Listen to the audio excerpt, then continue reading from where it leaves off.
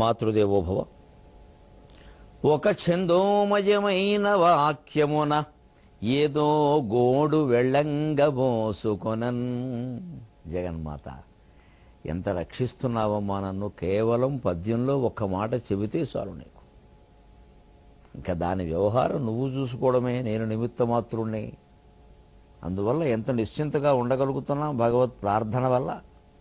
ఒక ఛందోమయమైన వాక్యమున ఏదో గోడు వెళ్ళంగబోసుకొనన్ రక్షణ సేయువారులెవరో చూపింపరే మోమో. ఒక ఛందోమయమైన వాక్యమున ఏదో గోడు వెళ్ళంగబోసుకొనన్ రక్షణ సేయువారులెవరో చూపింపరే మోము. దోచుకొనన్నేర్చిన దొంగ దాగుకొనుట ఎచ్చో నైజమే కాని. దోచుకొనన్నేర్చిన దొంగ దాగుకొనుట ఎచ్చో నైజమే కాని. కాచుకొనన్నేర్చిన తల్లి దాగుకొనునా. కాచుకొనన్నేర్చిన తల్లి దాగుకొనునా. శుద్ధాంత వేదాంతమా, శుద్ధాంత వేదాంతమా. ఏబిఎన్ ఆంధ్రజ్యోతి ప్రేక్షక మహాశయులందరికీ నవజీవన వేదం అనే కార్యక్రమంలో 363వ భాగానికి స్వాగతం పలుకుతాం. భగవంతుణ్ణి ప్రార్థిస్తున్న కొద్దీ మనకి అనేక కార్యాలు చాలా సులభంగా అయిపోతూ ఉంటాయి. ఆ పని గురించి మనం తాపత్రయపడ్డం కంటే పని గురించి ఈ శరీరంతో, ఈ మనస్సుతో, ఈ బుద్ధితో నిమిత్త మాత్రంగా చేయవలసింది ఏదో చేసి మిగిలింది ఆయనకు వదిలేసి స్మరిస్తూ ఉండాలి. ఇది పనులు కావాలంటే ఉపాయం. ఆందోళన లేకుండా అన్ని పనులు అవ్వాలంటే ఇది ఉపాయం. భగవద్గీతలో పరమాత్మ చెప్పింది.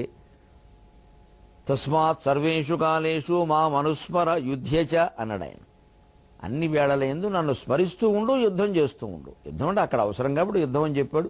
మనకి జీవితంలో నువ్వు ఏ పని మానద్దు. ఉద్యోగం, వ్యవసాయం, వ్యాపారం, సంసారం ఏమి మానద్దు. అన్నీ సాగించు, అన్ని హాయిగా చేయి, కానీ మనసులో నన్ను స్మరిస్తూ.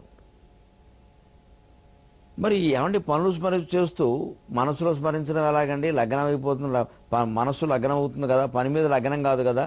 మరి వేరే దేవుడి మీద లగ్నం చేస్తే పని చెడిపోదండి. మీరు జమీందారులు కొంతమంది ఇళ్లలో మీరు గమనించండి, ఇప్పటికి కూడా ఇంట్లో పని మనుషులు ఉంటారు. వారు రోజంతా అక్కడే ఉంటారు. మామూలుగా ఏదో గిన్నెలతో వెళ్ళిపోవడం కాదు, పల్లెటూళ్ళ నుంచి తెచ్చి పెట్టుకుంటారు. ఆ భవనం కింద చిన్న గూడు వారికి ఇస్తారు. మీరు వారి ఇంట్లో ఉంటారు. ఒక్కోసారి దూరం నుంచి వచ్చి ఉండిపోతారు ఇంట్లోనే. కింద గూడు ఇవ్వడం తల్లిదండ్రి ఉండరు. ఒక అమ్మాయో ఒక అబ్బాయో వచ్చి ఇక్కడ ఉండిపోతారు. ఇప్పుడు నెలకోసారి 2 నెలలకోసారి ఇంటికి పంపిస్తారు. వాళ్ళు ఇక్కడ చూడండి, మీకు తుడుస్తూనే ఉంటారు, కడుగుతూనే ఉంటారు, సోఫాలు తుడుస్తూనే ఉంటారు.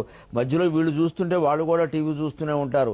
వీళ్ళ అమ్మాయిలకి అబ్బాయిలకి వంట వండుతూనే ఉంటారు, సేవ చేస్తూనే ఉంటారు. అన్ని పనులు సక్రమంగా జరుగుతాయి. కానీ ఆ పని మనిషి దృష్టి వాళ్ళ పల్లెటూళ్ళలో ఉన్న వాళ్ళ కుటుంబం మీద ఉంటుంది. మా అబ్బాయి ఎలా ఉన్నాడు, మా అమ్మాయి ఎలా ఉందో, మా ఆయన లేకపోతే ఇప్పుడు టీ కూడా కాల్చుకోలేడు, ఏమైపోతున్నాడో. సాయంత్రం ఒకసారి ఫోన్ చేయమనాలి అమ్మవారిని అంటేనా? అంటే వాళ్ళు మనస్సు ఆ కుటుంబం మీద ఉండి కూడా ఇక్కడ అన్ని పనులు చేయగలుగుతున్నారా లేదా? సరిగ్గా రామకృష్ణ పరమహంస ఇదే ఉదాహరణ చెబుతాడు. అలా చేయగలుగుతున్నారు కదా, అలాగే నీ పనులన్నీ నువ్వు చేసుకుంటూ నీ మనస్సు భగవంతుని మీద పెట్టవయ్యా అంటాడు. అలా పెడితే అన్నీ అయిపోతాయి. కానీ మళ్ళీ ఇందులో మనబోటుగాళ్ళ తాపత్రయం ఏమిటంటే, అమ్మా ఏదైనా నాకు ఇబ్బంది అనిపించినా, పోనీ కోరిక కలిగినా, ఒక ఆవేదన కలిగినా, బాధ కలిగినా, ఓ పంతం వచ్చినా, పోషణ ఈ పోటీ వచ్చినా నీకు చెప్పేస్తున్నాను, అది అయిపోతాం తేలిగ్గా, మనకు జయం ఖాయం. ఒక చందోమయమైన వాక్యమున ఏదో గోడు వెళ్ళంగా పోసుకొనని, ఏదో అవునో కాదో అని ఏదో ఒక ఊరికే పద్యంలో పెట్టామని మహాకవిత్వమా, మనకు దోచిన బాధ ఏదో మనం పెట్టాం. చెప్తే రక్షణ చేయువారు హాయిగా రక్షిస్తున్నావమ్మా, నాకు తెలిసిపోతుంది. ఎన్నో అనుభవాలు ఉన్నాయి, హాయిగా తెలిసిపోతుంది. నీ ప్రార్థన, భగవత్ ప్రార్థన ఎప్పుడు వృధా కాదు కదా. ఆ ప్రార్థన చేయని జన్మ వృధా అవుతుంది, కానీ ప్రార్థన ఎలా వృధా అవుతుంది? కానీ నా తాపత్రయమైన చాలామంది భక్తి ఉన్నవాళ్ళ తాపత్రయం ఏమిటంటే, అంత చేస్తున్నావు తల్లి, కానీ చూపింపరేమోమో, ఎప్పుడు కనిపించమే. నేను రా, నీ కోరికలన్నీ తీరుస్తున్నదాన్ని, నీ భయాలన్నీ పోగొడుతున్నదాన్ని, నీ ఆందోళన అంతా లేకుండా చేసినదాన్ని, ఈ మధ్యలో పెద్ద పరీక్ష రాసేవే, ఆ పరీక్షలో గెలిచావు, నా వల్లనే నాయనా అని చెప్పవచ్చుగా, కనపడవచ్చుగా. ఎందుకంటే అదో చమత్కారం ఏమిటంటే, దోచుకొన నేర్చిన దొంగ దాగుకొనుట ఎచ్చో నైజమే కాని. ఇంట్లోంచి ఏదైనా వస్తువు దోచుకెళ్ళిపోయిన వాడు, దోచుకోవడానికి వచ్చిన వాడు దాక్కుంటారమ్మా? చెప్పరు. కానీ దోచుకునేవాళ్ళు దాక్కుంటారు. కానీ కాచుకొనను నేర్చిన తల్లి దాగుకొనునా శుద్ధాంత వేదాంతమా. వేదాంతమే నీ అంతఃపురం తల్లి. వేదాంత వీధులలో విహరించేవాడు పరమాత్మ అయితే, వేదాంతం అనే అంతఃపురంలో ఉండేది అమ్మవారు కదా.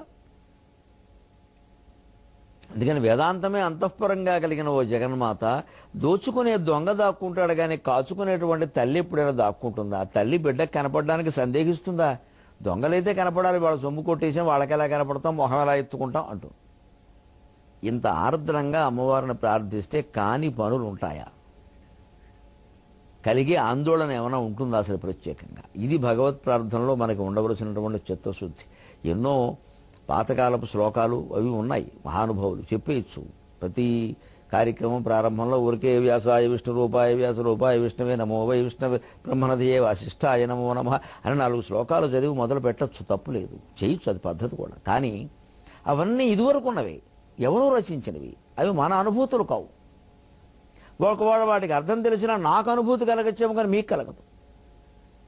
అదే కవి, భగవంతుడు అవధానం కవిత్వం మనకి ఇచ్చాడు కాబట్టి సొంతంగా కొత్త పద్యం ఒకటి అల్లి హాయిగా చెబితే అనుభూతులు అందుతాయి. అందరికీ తెలుగు పద్యాల్లో కూడా భగవంతుడిని ప్రార్థన చేయొచ్చు. భగవంతుని ప్రార్థించడానికి సంస్కృతం అవసరం ఏమీ లేదు.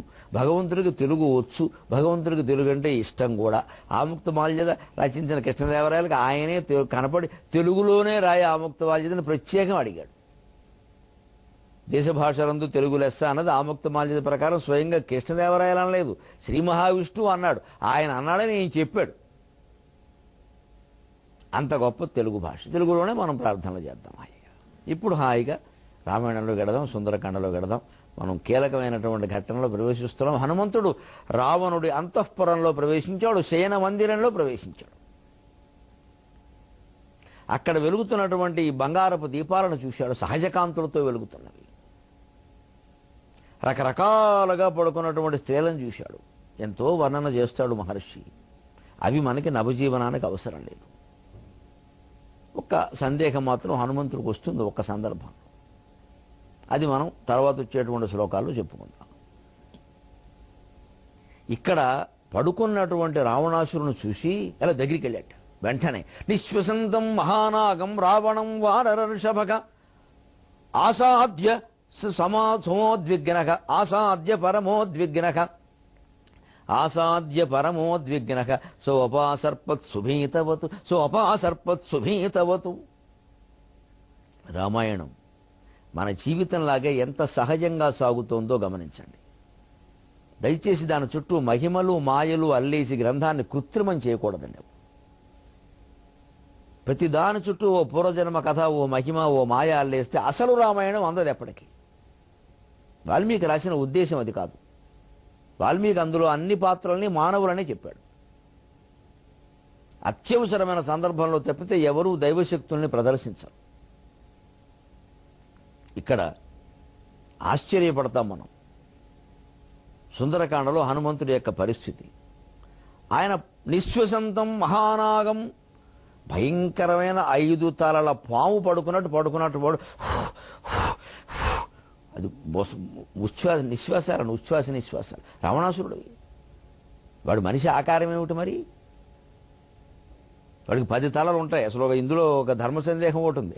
నేను ఒక అవధానం చేస్తుంటే అడిగారు, అప్రస్తుత ప్రసంగంలో అడుగుతారు, చమత్కారంగా అడుగుతారు సరదాకి. మేము అంతకన్నా సరదాగా చెబుతాం. ఏమంటే రావణాసురుడికి 10 తలలు ఉంటాయి కదా, వాడు ఎలా పడుకుంటాడని అడిగారు. 10 తలలోని వాడు ఎలా పడుకోవాలో మరి మీరు ఆలోచించండి ఒకసారి. సరదా చెప్పుకుందాం. 10 తలతో ఎలా పడుకుంటాడు? వాస్తవం ఏంటంటే పడుకునేటప్పుడు 10 తలలు ఉండవు. ప్రతిసారి 10 తలలు ఉంటే వాడు పెళ్ళం కూడా ఒప్పుకోదు. అస్తమానం 10 తలలు వేసి కూర్చుంటాడు ఏమిటి? పేస్టు దండగా, బ్రష్ దండగా. అది ఉద్దేశం అది కాదు. ఇప్పుడు పురాణ కథల్ని గమనించవలసినట్టుగా గమనించాలి. 10 అలా ఉంటాయి ఏమిటి? అట్టముక్క అలా పెట్టుకు తిరగడానికి. వాడు తలుచుకుంటే 10 వస్తాయి, అర్థం అది. శ్రీకృష్ణుడు తలుచుకుంటే చక్రం వచ్చినట్టే. అందుకని అస్తమానం సింహాసనం మీద కూర్చున్న 10 తలకాలు పెట్టుకుంటే ఎవడు కోర్టుకు రాడు అక్కడికి. మనం ఏమనుకుంటాం, మనం అలా ఉంటాయేమో, ఉండవు. అదే పురాణ కథ అంటే పురాణం సింబాలిక్, సంకేతం. ఆ సంకేతం ద్వారా నీకేం చేయాలంటే 10 తలకాయలు ఉన్నా అందులో సరైన ఆలోచన లేకపోతే 10 తెగి పడతాయి. ఉద్దేశం అది. నీకు ఒక తలకాయ ఉందా, బ్రహ్మదేవుళ్ళ 4 ఉన్నాయా, కుమారస్వామిలా 6 ఉన్నాయా, రావణాసురుల్లా 10 ఉన్నాయి ముఖ్యం కాదు. ఎన్ని తలకాయలు ఉన్నా నీ ఆలోచన బాగుందా లేదా. కొంతమంది చూడండి ఆలోచన మీద తలకాయ లేదా అంటాం మనం. ఉంటే ఉపయోగం ఏంటి, ఆలోచన బాగోలేనప్పుడు. అది 10 తలకాయలు. 10 తలకాయలు ఉన్నా వాడు ఆలోచన బాగోలేదు కాబట్టి 10 తలకాయలు పడ్డాయి. కానీ అడిగారు, సరదాగా అడుగుతారు, 10 తలకాయలు ఉంటే ఎలా పడుకోవాలి. ఇలాగే పడుకోవాలి. పక్క తిరిగితే మరి 5 పైకి లేస్తాయా? చిత్రంగా ఉంటుంది. అంటే నేను చెప్పాను అసలు వాడు పడుకోడండి అన్నాను. సరదా ప్రశ్నకి సరదాగానే ఉంటుంది. పడుకో, అవునండి వాడికి నిద్ర అట్టదు. ఎందుకంటే వేరే ఆడదాని మీద దృష్టి ఉన్నవాడు వాడికి నిద్ర అట్టదుగా. బ్రహ్మాండంగా నవ్వారు సభంతా. అది అవధానం అంటే. అప్పటికప్పుడు స్ఫురించాలి. ఇది ఈ స్ఫురణే చమత్కారంతో సహా కవిత్వంతో సహా ఈ స్ఫురణ ఉందే. స్ఫురణానామ పుమాన్ రూప నీల నీరద సన్నిభ సా అర్జునస్య రథకూబరే స్థిత. వ్యాసమహాభారతంలో శల్యుడు కరుణుతో అంటాడు ఈ మాట. బాణాలు తీశానయ్యా, నాకు మంత్రాలు స్ఫురించట్లేదు. మరి ఏదో వాయువ్యాస్త్రం అంటే వాయువు మంత్రం లేకపోతే ఈ అస్త్రం దేనికి పని లేకేది. మా ఒట్టు కొబ్బరిని పొల్ల, మంత్రం స్ఫురిస్తేనే అస్త్రం. అంటే వెంటనే శల్యుడు అంటాడు వ్యంగ్యంగా, స్ఫురణ నీకు స్ఫురించట్లేదు, నీకెందుకు స్ఫురిస్తుందయ్యా? స్ఫురణ అంటే ఏమిటనుకుంటున్నావు? అది మనిషి, మగవాడు, నల్లగా ఉంటాడు, అక్కడున్నాడు చూడన్నాడు. ఎక్కడున్నాడు? అర్జునస్య రథకూబరే స్థిత. అర్జునుడు రథానికి సారథ్యం వహిస్తూ శ్రీకృష్ణ పరమాత్మ అఖిలాండ కోటి బ్రహ్మాండ నాయకుడు స్వయంగా అక్కడ ఉంటే ఆ స్ఫురణ భగవత్ స్వరూపం అయితే ఆ భగవంతుడు అక్కడ ఉంటే నీకు నాకు ఎందుకు స్ఫురిస్తుంది? నోరు మూసుకుని ఇంటికి పోదాం పద, నోవులైనా చేసుకుందాం, ఇంటి దగ్గర కూర్చున్నాడు. మినపసూనను తినచ్చాడు. ఇది మన రామాయణ భారత భాగవతాల్లో ఉండే కీలకమైన రహస్యాలు. ఆ స్ఫురణ ఎప్పుడు భగవత్ స్వరూపం అండి. అందుకే అవధానాల్లో ఎంత కావ్యాల్లో కవిత్వము, ఒక మంచి ఊహ రావడం, ఈ సద్యస్ఫూర్తి స్ఫురించడం భగవద్రూపం. భగవత్ స్ఫురణ అంటే అది భగవత్ శక్తి, భగవత్ ప్రార్థన వల్లే వస్తుంది. కానీ పద్యాలు కంఠస్థం చేయడం, ధారణ, బాగా అనర్గళంగా మాట్లాడడం, ఇవన్నీ సాధన చేస్తే వస్తాయి. ప్రతిదాన్ని మనం ఏమనుకుంటామంటే భగవంతుడు అలా ఇచ్చేసాడు, అలా ఇవ్వక్కల్లా మనం చేసుకోవచ్చు. అందుకని చివరికి ఇంకా బయటికి ఎడుతుంటే ఏ శోకనం రావాలో కూడా భగవంతుడు నిర్ణయించే దశకు వచ్చేసాం జీవితాల్లో. దాన్ని బట్టి మన జీవితాలు నిర్ణయింపబడతాయనే అజ్ఞానంలో పడుతున్నాం. మన నిత్య జీవితంలో కల్పించుకోవాల్సిన అవసరం భగవంతుడికి లేదు. అది కర్మ ప్రణాళిక ప్రకారం నడుస్తుంది. పైగా నువ్వు చేసుకోవలసిన పని చాలా ఉంది అక్కడ. అంతా పూర్వజన్మ కర్మ కాదు. నువ్వు చేసుకో హాయిగా. బండి మీద వెళుతున్నావు, క్షేమంగా వెళ్ళాలి. బండి ముందు శుభ్రంగా నడపాలి, సరిగ్గా నడపాలి. అంతేగాని త్రయోదశి నాడు బయలుదేరాను, భరణి నక్షత్రం ఏం పర్వాలేదని దూసుకుని వెళ్ళిపోతే అయిపోతుంది. త్రయోదశికి మళ్ళీ తీతి ఉండదు. మనకు పెట్టే తీతే కానీ మనం చూసే తీతి ఉండదు. నీ త్రయోదశి నిన్ను కాపాడదు, మొహమాటం లేకుండా చెబుతున్నా. బండి నువ్వు జాగ్రత్తగా నడపడమే కాపాడుతుంది.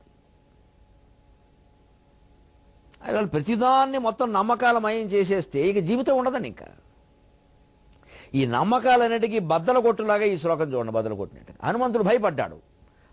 ఒక్కసారి వెనక్కి వచ్చాడు. అమ్మో ఏమిటి ఏమిటి హనుమంతుడు ఇవాళ ఆంజనేయ స్వామి, ఆవేళ కేవలం హనుమంతుడు. అది గమనించాలి.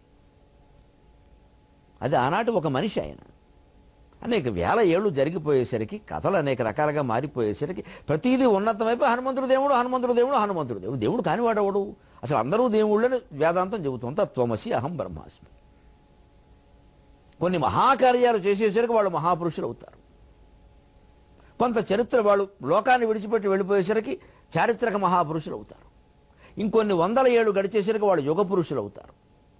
కొన్ని లక్షల ఏళ్ళు గడిచేసరికి అవతార పురుషులు అవుతారు. వాళ్ళ నుంచి ఏం నేర్చుకోవాలో అది నేర్చుకోవాలి. కానీ వీరెవరు అవతారం వారెవరు అవతారం లెక్కలెట్టుకుని మన అవతారం ఎప్పటికీ బాగుపడదు. ఇక్కడ హనుమంతుడు సైతం భయపడ్డాడంటే అర్థం ఏమిటంటే, ఎలా భయపడ్డాడు? నిశ్వసంతం మహానాగం. మంచం మీద పడుకుని పెద్ద మనిషి, 10 తలల పెద్ద మనిషి, అప్పుడు ఒక తలకాయలోనే పడుకున్నాడు. అర్థమైందిగా. అంటే తలకాయ లేని ప్రశ్న లేకూడదు. నిజమే గారు, పరస్త్రీ మీద దృష్టి ఉన్న వాళ్ళకి నిద్ర పట్టదు. అందుకే వాడు పడుకోలేదని చెప్పాను నేను జవాబు. అంతే. అది ఎంత నిజమో, తలకాయలు ఎప్పుడు పడుకున్నప్పుడు కూడా ఉండడం ఎంత నిజమో ఈ జవాబు కూడా అంతే నిజం. అంచేత వాడు పడుకుంటే ఇలాగా విశ్వసంతం మహానాగం, బుసలు నిశ్వాసాలు నిట్టూర్పులు విడుస్తున్న పాములా ఉన్నట్ట. ఆదిశేషుళ్ళ భయంకరమైన పాము. రావణం వానర ఋషభగా ఆసాద్య. అటువంటి రావణాసురుణ్ణి వానర ఋషభగా, వానరుల్లో శ్రేష్ఠుడైనటువంటి హనుమంతుడు ఆసాద్య దగ్గరికి చేరేట. ఇలా చేసి అంటే ఒకసారి ఎలా అనిపిస్తుంది, ఇంత కోపం ఉన్నవాడికి హనుమంతుడికి సీతాదేవిని ఇంత కష్టపెట్టాడా, అసలు వీడే కదా, వీడి కోసం కదా, ఏదో నొక్కు నొక్కేద్దాం ఏంటి, గొడవ వదిలిపోతుంది. అంతే కదా, మరి నిద్రలో ఉండగా ఏం ఇలాంటి దుర్మార్గుడిని నిద్రలో చంపితే మాత్రం తప్పి ఉంది. అందుకని ఓ నొక్కు నొక్కేద్దామని వెళ్ళినప్పుడు పరమోద్విగ్నగా కంగారు పడిపోయాడు. ఏమిటి శరీరం ఏమిటి, అసలు వీడు నిట్టూర్పి మన ఏదో తోసేస్తుంది పక్కకి, వీడు నిట్టూర్పు మన తోసేస్తే వీడు గట్టిగా గద పట్టుకుంటే ఏమిటి మన పరిస్థితి అని అనిపించి సో అపాసర్పత్ సుభీతవతు, భయపడిన వాళ్ళగా అపాసర్పత్ వెనక్కి వెళ్ళిపోయాడు, అని వెనక్కి వెళ్ళిపోయాడు. ఇది గమనించాలి. రామాయణం అంటే చాలా సహజ స్థితిలో జరిగింది రామాయణం, మన జీవితంలాగే. అందులో ఎన్నో పరిణామాలు రాముడు, ఆంజనేయుడు, సీత వాళ్ళ ఆలోచనలు, వాళ్ళ పద్ధతుల కారణంగా జరిగాయి. అన్నిటికీ పూర్వజన్మ కారణం కాదు. అలాగే మన జీవితాలైనా అంతే. మనం ఎన్నో బాగు చేసుకోవచ్చు, మన చేతిలో చాలా ఉంది. ఈ చేతుల్లో కేవలం ఉన్న ఒట్టి గీతలు కాదు, మన చేతి రాతలన్నీ మన చేతిలో ఉన్నాయి, మనం చేసుకోవచ్చు. ఈ చేసినా సాధ్యం కానివి కొన్ని ఉంటాయి, వాటిని వదిలేయమన్నారు. ఇక అన్నంలో ఏ కూర వేసుకుని తిన్నావు అన్నది కూడా ప్రాప్తం అంటే దానికి అర్థం లేదు. దానికి నువ్వు కావాలన్న కూర వండుకోవచ్చు, తినచ్చు. ప్రాప్తం అని ఎప్పుడు అంటారంటే అన్ని కూర వండుకుని అక్కడ పెట్టుకున్నాక కూర్చున్నాక ఏదో కంగారు పడే వార్తోడు తెలిస్తే అన్నం వదిలేసి వెళ్ళిపోతే వేళ అన్నం యోగం లేదమ్మా అంటారు, అంతే. ఆ వేళకి అది అలాంటప్పుడు సరిపెట్టుకోవలసిన దాన్ని నిత్య జీవితంలోకి తీసుకొచ్చేస్తే మొత్తం జీవితం అంతా సెంటిమెంటల్ మయం, ఇంక శాస్త్రం లేదు ఎక్కడ. ఇటువంటి మనిషి ఎప్పుడు ఆందోళన చెందుతూనే ఉంటాడు, వీడి మీద ఎవడో ఒకడు సొమ్ములు వ్యాపారం చేసేస్తూనే ఉంటాడు. అందుకే రామాయణం సుందరకాండ చదివితే పనులు అవుతాయి, జీవితం బాగుంటుంది. ఎందుకంటే మన జీవితం ఏమిటో మనకు అర్థం అవుతుంది. అప్పుడు జాగ్రత్తగానే ఉంటాం, హాయిగాను. ఇబ్బంది ఎందుకు ఉంటుంది అసలు? పైగా పడుకున్నప్పుడు వాడు ఎలా ఉన్నాయంటే మందర పర్వతం రెండు చేతులు ఇలా చాపేట, ఆ రెండు బాహువులు ఎలా ఉన్నాయంటే భయంకరమైన కోపంతో ఉన్న రెండు సర్పాలు ప్రస్తుతానికి చేసేది ఏమీ లేక మందర పర్వతంలో విశ్రాంతి తీసుకుంటున్నట్టుగా ఉన్నాయట. రెండు సర్పాల్లో ఉన్నాయట, మహాసర్పాలగా. అవి కోపంగా ఉన్నాయట. అంటే ఆ చేతులు కూడా వీడి నిట్టు అలా అరుస్తున్నాయన్నమాట, నాదం చేస్తున్నట్టుగా ఉంది. సర్పాలు విశ్రాంతి అంటే ఈ పైగా మళ్ళీ ఈ 5 వేళ్ళు 5 తలలు, కాబట్టి ఇదో 5 తలల పాము, ఇదో 5 తలల పాము. వీడు బుద్ధి పాము అనడానికి ఇంక వేరే ఏం కాదు. సరిగ్గా దుర్యోధనుడి జెండా కూడా పాము, వాడు బుద్ధి అదే. ఇలాగా ఆ నిట్టూర్పులు విడుస్తున్నట్టుగా భయంకరంగా పాములు బొస కొడుతున్నట్టుగా. అంటే తెల్లారితే ఎవడో ఏదో చేస్తాడు, ఈ పూటకి ఎలా ప్రశాంతంగా పడుకోవాలి కాదు, పాములు అలాగే పడుకుంటాయి, పొద్దున ఎవడ కరుస్తే తెలియదు. దాని మీద హనుమంతుడు కొంచెం ముందు భయపడినా, ఎంతసేపు భయపడతాడండి హనుమంతుడు, ఎంత బలవంతుడు. మనోజవం మారుతతుల్యవేగం జితేంద్రియం బుద్ధిమతాం వరిష్టం వాతాత్మజం వానరయోధ ముఖ్యం శ్రీరామదూతం శిరసా నమామి. రామదూత అయినటువంటి స్వామికి నేను నమస్కారం చేస్తున్నా. ఎందుకోసం? ఒకసారి ఇలా భయపడ్డాడు, కానీ వెంటనే తేరుకున్నాడు. అది మనకి జీవితం. భయపడతావు, కంగారు పడుకో, భయపడ్డం తప్పు అనుకోకు. భయపడ్డాను, నాకు నాయకత్వ లక్షణాలు లేవు. నాయకుడు కూడా భయపడతాడు, భయపడి తేరుకోవాలి. జీవితంలో బాధ కలుగుతుంది, కన్నీళ్లు తుడుచుకోవాలి. మళ్ళీ జీవితం అనే యుద్ధరంగంలోకి దిగాలి. ఏడవడమే తప్పు అనద్దు, ఏడుపు వస్తుంది, మనం అనుకుంటే రాదు. నవ్వు ఏడుపు ఇవన్నీ మన తుమ్ము దగ్గు మన బట్టిలో వస్తాయి, ఇవి కంగారు పడిపోకూడదు. ఇప్పుడు తుమ్మాము ఏమవుతుందో, వెళుతుంటే తుమ్మారు, ఏదో వాడికి వచ్చింది తుమ్మాడు, నీకు వచ్చింది వెళ్ళు, అదో పెద్ద విషయమా? దాన్ని బట్టి ఆగిపోవడం. ఇక అదేదో దాని మీద కథ, దాని వెనకాల ఒక దేవత, ఇవన్నీ అవసరం లేదండి దానికి. మొత్తం అయోమయం జగన్నాథం చేసేసుకున్నాను జీవితాన్ని నమ్మకాల్లో పడి. అందుకని చూడండి, ఆయన అలా నిట్టూర్పులు విడుస్తూ చూశాడు, భయపడ్డాడు. ఒకసారి వెనక్కి వెళ్ళాడు, మళ్ళీ వెంటనే వచ్చాడు. క్షణం అండి. అంటే ఎవరైనా, ఎంత మహానుభావులైనా పరాక్రమవంతులైనా భయపడతారు, జీవితంలో దెబ్బతింటారు, ఓడిపోతారు, మళ్ళీ గెలవాలి, మళ్ళీ నెగ్గాలి, మళ్ళీ మామూలుగా రావాలి. భయపడకూడదు అనుకోవడం తప్పు. సూర్యుడు అస్తమిస్తాడు, సూర్యుడు ఉదయించాడు, ఉదయించిన సూర్యుడు అస్తమించడు అనుకోవడం దురాశ. అస్తమించిన సూర్యుడు ఉదయించడు అనుకోవడం నిరాశ. దురాశ నిరాశ రెండూ పనికిరావు. మనిషికి ఆశ చాలు. దురాశ ఎందుకు, నిరాశ ఎందుకు? నువ్వు నిరాశ పడద్దు, అలాగని దురాశ పడద్దు. అస్తమించడం ఉదయించడం చాలా సహజం. అలాగే మన జీవితంలో దెబ్బతినడం, మళ్ళీ లేవడం, గెలవడం, ఓడిపోవడం, భయపడడం, నిర్భయంగా ఉండడం అన్ని సహజం. ఈ సహజంగా తీసుకుంటే జీవితం నీకు అర్థమవుతుందా అని సుందరకాండ చెబుతుంది. సావకాశంగా పారాయణ చదివితే కానీ ఇవన్నీ అర్థం కావు, తాత్పర్యాలు చదివితే కానీ అర్థం కావు. కాస్త ఆలోచిస్తే కానీ జీవితంలోకి రావు, అవి అన్వయం చేసుకుంటే కానీ అర్థం కావు, ఆచరణలో పెడితే కానీ జీవితం సార్థకం కాదు. అంత చేయాల్సిన సుందరకాండని కేవలం పారాయణ పరిమితం చేస్తున్నామంటే మనం పొందవలసిన ప్రయోజనం పొందట్లేదనే కదా అర్థం. ఇలా అర్థం చేసుకున్న సావకాశంగా నేను ఇంకా కొన్ని శ్లోకాలు చదువుతున్నా. 10ంట 1 వంతు చెబితే గొప్ప. ఎన్ని చెబుతామంటే 3000 పైన ఉన్నాయి. మరి అన్నీ చదవగలిగితే ఎంత ప్రయోజనం పొందుతామండి. కానీ మీకంటే నేను అదృష్టవంతులు, మీలో ఎంతమంది అదృష్టవంతులో నాకు తెలియదు. నేను మొత్తం అని చదువుతున్నాను. ఇదివరకు ఒకసారి చదివాము 2 సార్లు, ఇప్పుడు మళ్ళీ ఒకసారి చదువుతాం. మరి చెప్పాలిగా, కాస్త క్షుణ్ణంగా చదవాలిగా.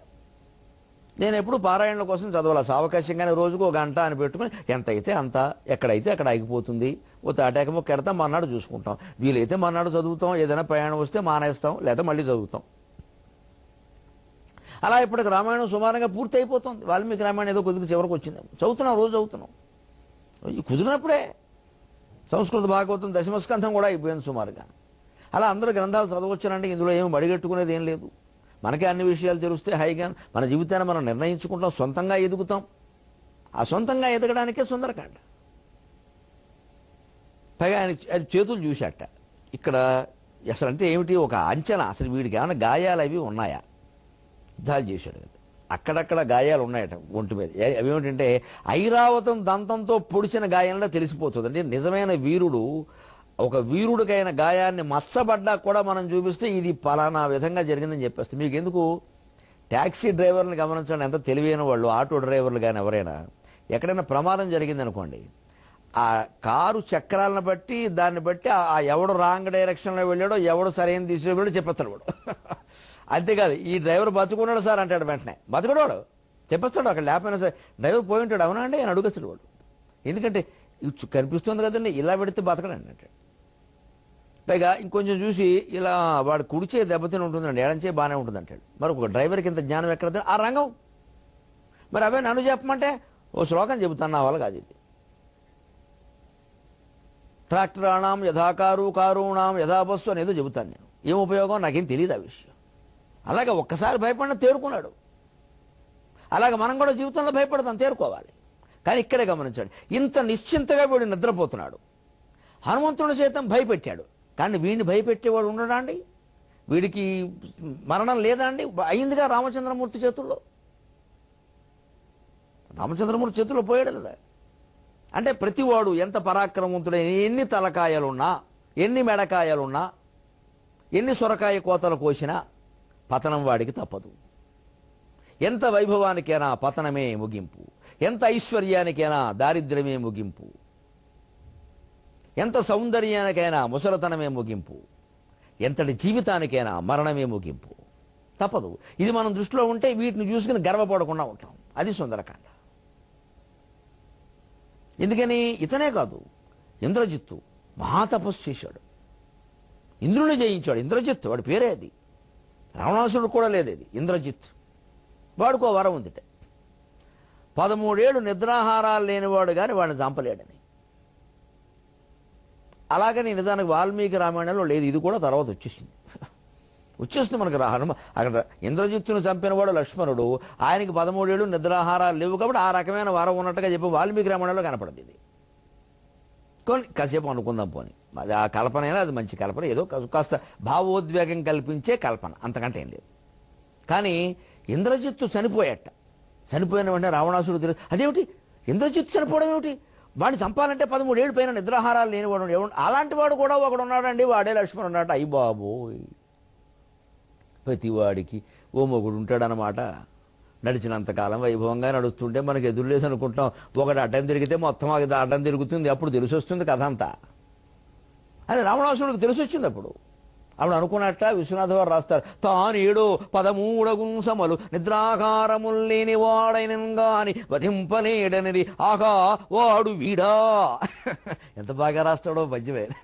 తానేడో 13 గుంసమలు నిద్రాకారములు లేని వాడైనగాని వధింపలేడనిది ఆగా వాడు వీడా మరుత్సూనుండొక్కడు వీడొకండును అంటాడు. ఓయ్ బాబోయ్, 13 ఏళ్ళు నిద్రాహారాలు లేనివాడు కానీ చంపలేడన్నారు మా అబ్బాయిని.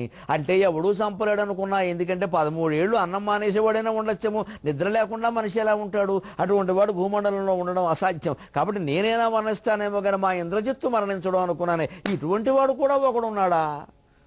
ఇవి కర్మరాది అంటే మరి వంకర పనులు చేసే కర్మ అంతకంటే వంకరటింకరవో వాని తమ్ముడు సో ఉంటుంది. వంకర పనులు చేయకుండానే ఉండాలి, తప్పులు చేయకుండానే ఉండాలి, పాపం చేయకుండానే ఉండాలి. పాపం పోగొట్టుకునే విధానం ఆలోచించద్దు, పాపం చేయకుండా ఉందాం.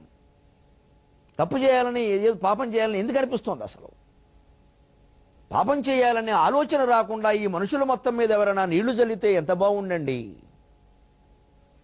ఈ మనుషుడు మానవత్వం మనం అనేది మంత్రము చెప్పరెవరు.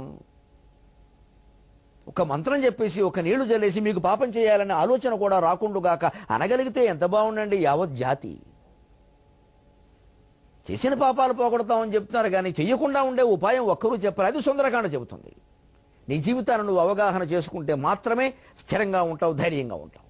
మిగిలిన ఏ శక్తులు నిన్ను కాపాడలేవు. నీ ఆత్మబలం, నీ నైతిక బలం తప్ప. అది హనుమంతుడికి ఉంది, అది రాముడికి ఉంది, అది లక్ష్మణుడికి ఉంది, వీళ్ళందరినీ మించి సీతాదేవికి ఉంది. రావణాసురుడికి లేదు, వాడి కొడుకులకే లేదు. ఇది కథ. ఆహా వాడు వీడా అంటే మనం ఇతరుల్ని భయపెడుతూ పడుకోవడం కాదండి. ఇతరుల భయం పోగొట్టడం కోసం నిద్ర మానేసినా మంచిది. లక్ష్మణుడు ఎందుకు మానేశాడండి నిద్ర?